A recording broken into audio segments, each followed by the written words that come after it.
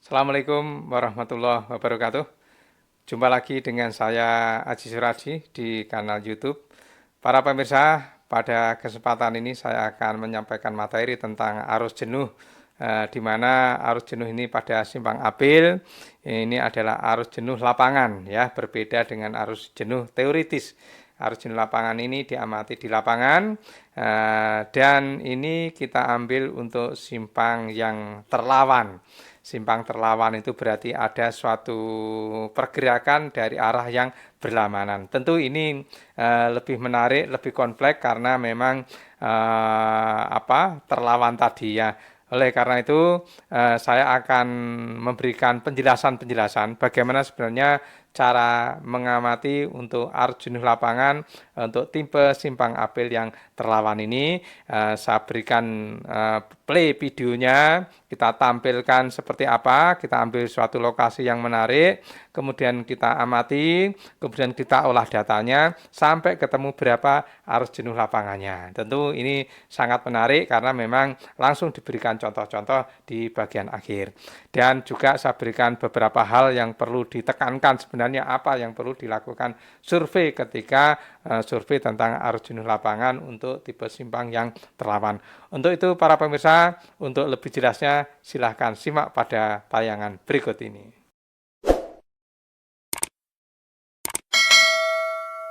Baiklah para pemirsa, pada kesempatan ini saya akan memberikan penjelasan tentang arus jenuh lapangan. Arus jenuh lapangan untuk tipe simpang apil yang terlawan. Tentunya ini terlawan ini berbeda dengan yang terlindung, di mana terlawan ini ada pergerakan kendaraan yang sama-sama berjalan dari arah yang berlawanan. Tentunya ini sangat menarik Pak pemirsa, karena tipe terlawan ini akan memberikan situasi di mana pergerakan kendaraan itu sebenarnya saling terganggu. Ya, tapi itulah kenyataannya, kita perlu paham tentang bagaimana arus jenuh dan bagaimana menghitung arus jenuh lapangan.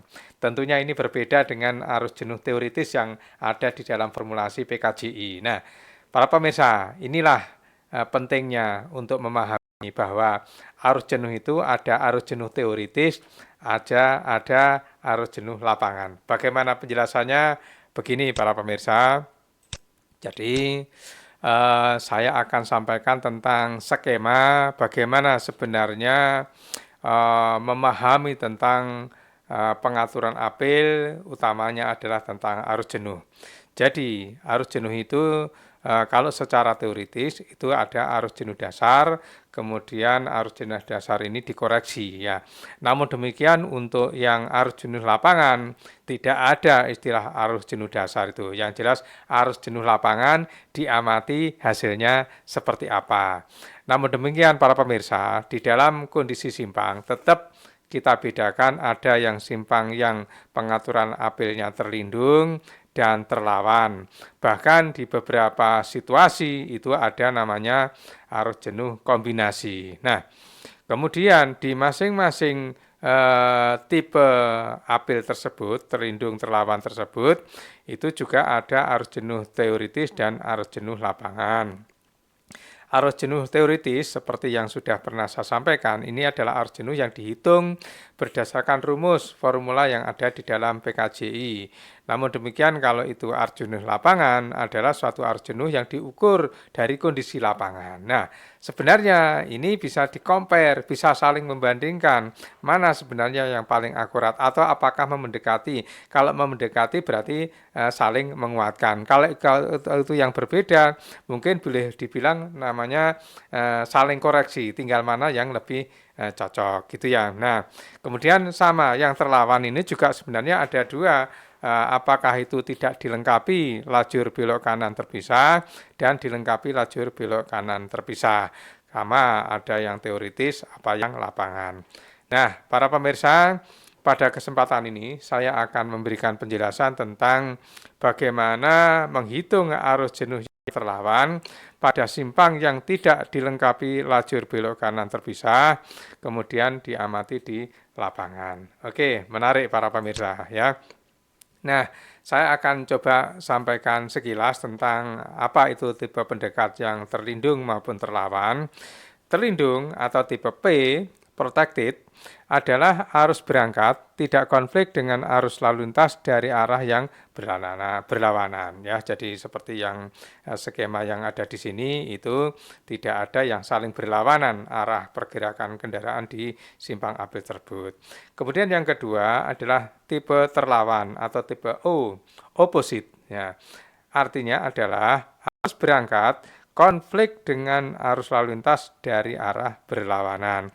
Seperti yang ada di gambar sini para pemirsa, ini yang dari bawah ada yang lurus belok kiri dan belok kanan, yang di hari atas juga ada yang lurus belok kiri dan belok kanan. Maka ketika yang dari bawah belok kanan kemudian ketemu dengan yang lurus, maka di sini disebut terjadi konflik. Inilah para pemirsa yang akan menjadi perbincangan kita terkait dengan simpang yang terlawan ini. Oke, selanjutnya saya akan sampaikan tentang bagaimana sebenarnya pengertian dari arus jenuh, baik itu teoritis maupun yang lapangan. Disebut arus jenuh teoritis adalah suatu perhitungan arus jenuh yang didasarkan pada formulasi matematis dengan memasukkan berbagai variabel yang mempengaruhi arus jenuh. Ada faktor-faktor koreksinya ya. Rumus yang ada di dalam PKJI merupakan arus jenuh teoritis ya. Digunakan untuk apa? Yaitu digunakan untuk memprediksi. Misalnya kita desain simpang, belum ada simpangnya ya, untuk prediksinya pakai ini. Nah, tentunya ada rumus dasarnya adalah arus jenuh sama dengan arus jenuh dasar dikalikan dengan berbagai macam faktor-faktor koreksi di sini. Nah, selanjutnya kalau kita berbicara tentang arus jenuh lapangan, yaitu suatu arus jenuh yang diukur berdasarkan hasil pengamatan pergerakan kendaraan pada suatu pendekat simpang apil. Tentunya ini dilakukan survei lapangan karena memang pengamatan di lapangan. Grafiknya secara teoritis sebagaimana yang dikenalkan oleh Akcelik bahwa ketika pergerakan kendaraan ini ada lampu hijau, maka kendaraan akan bergerak, kemudian terus dengan berjalannya waktu, kemudian setelah waktu hijau, maka akan menurun arus lalu lintasnya. Sehingga ketika di sini itu stabil kondisinya, maka tinggi dari kurva ini disebut dengan arus jenuh. Ya, oke, ini teoritisnya. Namun demikian saya akan sampaikan nanti untuk di lapangan praktisnya seperti apa. Silahkan Anda simak di sini ya. Kemudian pengertian arus jenuh untuk lebih operasionalnya. Definisi arus jenuh adalah besarnya arus lalu lintas keberangkatan antrian. Ingat, keberangkatan antrian dari dalam suatu pendekat selama kondisi yang ada. Satuannya adalah SMP per jam. Ya. Jadi, pengamatan kendaraan adalah dari kondisi antrian. Kalau tidak antri, itu tidak akan disebut sebagai bagian dari untuk menghasilkan arus jenuh. Ya, oke, begitu ya. Selanjutnya untuk lebih detail bagaimana cara pengamatannya, saya akan sampaikan tentang kisi-kisinya. Kendaraan yang berjalan saat waktu hijau, ini yang perlu kita amati ya. Jadi untuk menentukan waktu hijau efektif di mana terjadi antrian, itu ya. Itu yang pertama. Kemudian yang kedua adalah kendaraan melintasi garis henti setelah selang beberapa detik. Oleh karena ini perlu diidentifikasi namanya kehilangan awal ya. Selanjutnya, pengamatan kendaraan berakhir setelah kendaraan yang bergerak dari antrian sudah tidak ada lagi. Ingat, jadi kendaraan yang paling terakhir di antrian. Jadi kalau kendaraan yang baru datang kemudian langsung dapat hijau, itu masih belum bisa, itu sudah tidak bisa diperhitungkan sebagai suatu arus jenuh di dalam pengertian ini ya. Jadi yang kendaraan yang antri. Oleh karena itu di akhir yang antri tadi itu kendaraan yang mana itu kita titeni ya, kita tandai ya. Kemudian selanjutnya adalah pengamatan kendaraan berdasarkan jenis atau golongan kendaraan, yaitu nanti fungsinya akan digunakan untuk konversi ya, untuk konversi ke satuan mobil penumpang. Sehingga para pemirsa sebenarnya yang paling penting itu kapan waktu awal hijaunya di sini, kemudian nanti diidentifikasi kehilangan awalnya berapa, supaya betul-betul kita bisa mengidentifikasi hijau efektifnya, kemudian kita akan ketemu hijau efektifnya ini. Kemudian ketika sudah berakhir, ya sudah, yang sudah tidak hijau sudah kita tidak perhitungkan. Cuman para pemirsa, kadang di lapangan memang ada yang waktu hijau itu memang betul-betul dihabiskan untuk mengeluarkan antrian tersebut. Itu namanya fully saturated, ya, fully saturated. Tetapi kalau hijaunya masih ada, kemudian kendaraan yang sudah tidak ada, itu kalau kita hanya ambil yang jenuh saja, tapi tidak sampai hijaunya berakhir, namanya itu hanya sekedar saturated, tidak sampai full, tidak fully saturated, ya. Itu perbedaannya. Tapi tetap bisa digunakan untuk menghitung arus jenuh, tapi tidak sampai habis, ya. Oke, berikutnya saya akan masuk ke dalam percontohan-percontohan ini. Bagaimana cara menghitung arus jenuhnya, akan kita play videonya, akan saya jelaskan. Simak tayangan video untuk drone berikut ini. Ya, para pemirsa, ini sudah saya siapkan video drone pada suatu simpang. Ini adalah simpang di salah satu kota Malang, yaitu adalah Laksda Adi Sujipto dan Panji Suroso. Ini ada suatu pergerakan di mana yang dari ini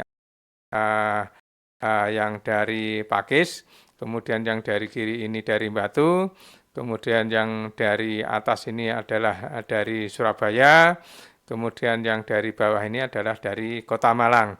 Dalam percontohan ini, para pemirsa, saya akan fokus pada satu kaki simpang yang view-nya bagus. Kita amati yang ada di sini, para pemirsa. Jadi, ini coba kita amati di sini.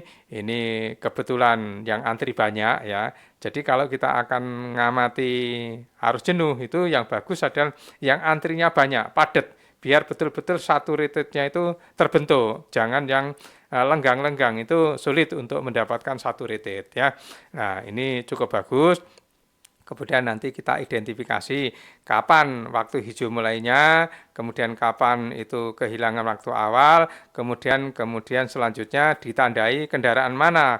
Untuk sementara ini kelihatan yang berhenti ini adalah kendaraan yang terakhir. Tapi nanti akan kita lihat ketika kita play video ini, kita tandai di sini. Kemudian setelah bergerak, kita hitung berapa kendaraan lewat dengan kategori ada kendaraan ringan, sepeda motor, kendaraan truk besar, dan bis besarnya kita identifikasi untuk kita hitung. Nah, yang paling penting itu adalah nanti untuk menghitung waktu efektifnya seperti apa dari yang ada ini. Oke, para pemirsa, kita akan play, fokus untuk melihat di pendekat yang sebelah kanan ini, ya. Oke, para pemirsa, kita akan play di sini. Ya, para pemirsa, ini sudah kita play. Ini pergerakan dari awal. Kita lihat di sini. Kita lihat di sini kapan mulai bergerak dari yang simpang. Ya, ini bergerak lebih dulu, selisih sekitar 10 detik. Kemudian yang sebelah kanan ini yang kita amati. Nah, ini para pemirsa, detik yang ke-18 tadi berangkat, kemudian pada detik ke-24 ini sudah ke-22 sudah bergerak. Ini ada beberapa kendaraan, sepeda motor, kendaraan ringan dan seterusnya. Kemudian di sini adalah kendaraan yang terakhir ada di sini, ya. Oke, pemirsa, ini terbukti. Ini, nah, waktunya sudah habis di sini, ya. Oke, ini kita coba untuk replay lagi bagaimana kondisinya biar kita lebih matang untuk kondisi lapangannya seperti apa. Oke, kita play lagi para pemirsa. Jadi waktunya, oke, di sini pas nanti kita cek lagi di sini kapan mulai bergerak karena lebih dulu ini adalah awal hijaunya lebih dulu. Oke, nah. Oke, ini detik ke-18 sudah nyala di sini, kita amati. Kemudian pada detik ke-22 kendaraan sudah mulai bergerak. Oke, berarti ada kehilangan waktu awalnya 4 detik. Kendaraan ini kita hitung seperti apa jumlahnya, ya. Oke, kita amati sampai waktu hijaunya habis. Oke, para pemirsa, ini detik ke-45.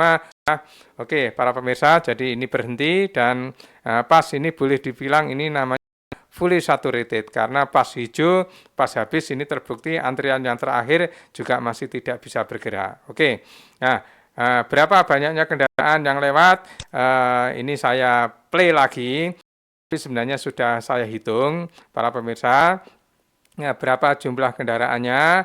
Oke, ketika ini kita bergerak akan kita hitung sini berapa kendaraannya. 1, 2 untuk yang kendaraan ringan, 1, 2, 3, 4, 5, 6, 7, 8, 9, 10 ya. Kemudian untuk sepeda motornya nanti kalau ini bergerak berarti kan sebanyak 10 tadi. Nah, kemudian kita amati sepeda motor juga kita amati mulai yang di sini 3 dan seterusnya, ini sudah kita hitung. Oke, inilah para pemirsa, dan waktunya tadi terakhir adalah detik ke-45 ya. Oke, detik ke-45 ya. Oke. Ya, habis sudah para pemirsa. Jadi tadi mulai hijau itu 18, kemudian bergerak itu ke 22, kemudian berakhir ke 45 ya. Oke, para pemirsa, setelah itu input data-data yang kita amati di video ini kita inputkan di dalam untuk pengolahan datanya. Ya, para pemirsa, dari hasil play video tadi sudah kita coba untuk replay. Ini adalah suatu simpang lokasi Jalan L.A. Sucipto dan Panji Suroso. Tadi kita fokus di simpang yang dari Pakis ini ya. Ini sudah kita play tadi, dan bagaimana hasilnya tadi yang sudah kita lihat ada kapan awal hijaunya, kemudian kapan kendaraan untuk mengidentifikasi waktu yang hilang, dan kapan hijau itu berakhir. Kemudian kita survei waktu efektifnya berapa, kemudian sudah kita identifikasi jumlah untuk masing-masing jenis kendaraan, kendaraan ringan, sepeda motor, dan kendaraan jenis yang lainnya. Oke, para pemirsa, hasil pengamatan sudah kita coba rekap di sini, para pemirsa. Tadi ini salah ketik, harusnya dari kendaraan Pakis ya, belum diedit. Tapi di sini pengertiannya, para pemirsa. Jadi sudah kita coba tadi untuk mobil penumpang tadi jumlahnya 12, kemudian kendaraan sedang itu tidak ada, kemudian sepeda motor itu 40, bis besar tidak ada, truk besarnya tidak ada. Nah, setelah kita mendapatkan di sini, ini adalah kendaraan per durasi waktu hijau efektif tadi, ya, waktu hijau efektif. Nah, kemudian setelah masih dalam satuan kendaraan tadi, waktu hijau efektifnya berapa? Oke, kita coba identifikasi hasil survei waktunya. Awal hijau tadi itu adalah detik ke-18. Nah, kemudian kendaraan bergerak tadi ada detik ke-22, berarti kehilangan waktu awalnya adalah 4 detik ya. Kemudian akhir hijau itu adalah 40 detik ke-45. Nah, maka kita akan mencari berapa waktu hijau yang efektif. Itu adalah berarti 45, detik ke-45 dikurangi detik ke-18 untuk melihat hijau yang aktualnya. Untuk efektifnya dikurangi 4 karena ada losses di depan tadi di awal 4, sehingga di sini ketemu nilai dari waktu hijau efektifnya adalah 32 detik ya. Oke, para pemirsa, setelah ketemu waktu hijau efektif, maka kita akan olah di sini. Jadi pertama-tama berikutnya setelah kita tadi survei, kemudian masing-masing kendaraan kita tentukan ekivalensi mobil penumpangnya. Setelah itu kita kalikan di sini. Kita kalikan ini ketemu untuk arusnya itu SMP per 23 detik ya, karena tadi waktu hijau efektifnya adalah 23 detik ya. Jadi kolom arus ini kendaraan per durasi dikalikan dengan EMP ketemu arus yang dalam satuan SMP per 23 detik. Nah, setelah ketemu SMP per 23 detik, maka ini namanya masih arus karena satuannya 23 detik ini. Nah, ini untuk menjadi arus jenuh, maka kita menjadikan satuannya SMP per jam. Nah, Berarti apa? Sebenarnya ini hanya permainan konversi satuan saja. Dari 23 detik menjadi jam, itu kan detik itu 60, menit itu 60, berarti 60 kali 60, 3.600. Berarti bahwa untuk mendapatkan nilai 12 itu menjadi satuan SMP per jam, berarti dikalikan 3.600 per 23. Sehingga di sini 12 dikalikan 3.600 dibagi 23 sama dengan 1.876. Ya, dengan cara yang sama maka untuk sepeda motor juga ini sudah ketemu nilainya 939. Kemudian kita jumlahkan semuanya untuk arus jenuh masing-masing jenis kendaraan, maka di sini ketemu 2.817. Inilah para pemirsa yang disebut dengan arus jenuh setelah dijumlahkan untuk berbagai jenis kendaraan tadi ya. Jadi saya tegaskan sekali lagi bahwa arus jenuh yang kita amati dikalikan dengan EMP, kemudian kita kalikan dengan EMP-nya untuk arusnya, kemudian kita konversi menjadi dalam satuan SMP per jam dan kita jumlahkan. Inilah hasil dari arus jenuh untuk simpang yang kita amati tadi. Oke, begitu para pemirsa, semoga bisa paham. Namun demikian saya akan memberikan penekanan lagi apa sebenarnya yang perlu diamati secara cermat. Yang pertama adalah kehilangan waktu awal, karena ini akan mempengaruhi terhadap waktu hijau efektif tadi ya. Tentu seperti itu, karena yang paling penting waktu hijau efektif ini ya. Kemudian ketika mengamati itu harus berdasarkan golongan kendaraan, kendaraan ringan, sepeda motor, truk besar, bis besar, karena nanti akan dikonversi menjadi satuan SMP ya, sehingga memang arus jenuh itu adalah satuannya adalah SMP per jam, bukan kendaraan per jam, masih tidak bisa dikatakan bahwa kendaraan per jam itu arus jenuh, tetapi harus satuannya arus jenuh itu adalah SMP per jam. Baiklah para pemirsa, itulah kiranya yang bisa saya jelaskan terkait dengan bagaimana mengamati arus jenuh lapangan untuk tipe simpang yang terlawan. Jadi sama-sama bergerak tadi, kita lihat pergerakan kendaraan bisa saling pengaruh dan tentunya berbeda dengan kalau simpang itu bentuknya adalah terlindung ya, sehingga para pemirsa harus bisa memahami bagaimana simpang yang terlindung, simpang yang terlawan, kemudian arus jenuh teoritis dan arus jenuh yang lapangan. Oke, para pemirsa, semoga apa yang saya jelaskan ini bisa bermanfaat. Sekian, terima kasih. Assalamualaikum warahmatullahi wabarakatuh.